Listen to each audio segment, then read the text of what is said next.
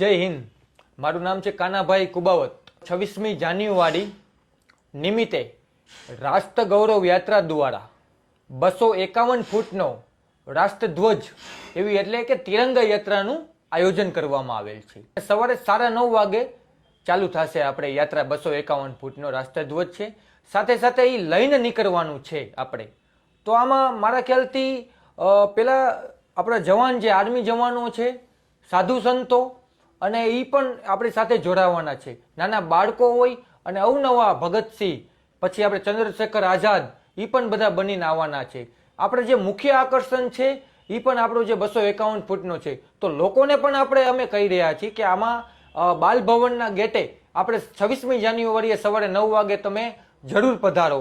બાલ ભવનના ગેટેથી ચાલુ થશે અને રામનાથપરા લગી ચાલીને આપણે જાશું। રામનાથપરા અહીંયા પૂરું થશે, પછી ત્યાં પણ અહીંયા ગૌ માતા પૂજન, શહીદોને જે શ્રદ્ધાંજલિ, અમુક અવનવા અહીંયા પણ કાર્યક્રમો આપણે છે।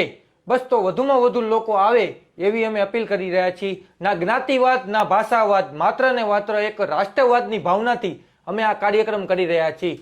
તો વધુ ને વધુ લોકો આવો એવી રીતે અમે અપીલ કરી રહ્યા છીએ। જય હિન્દ।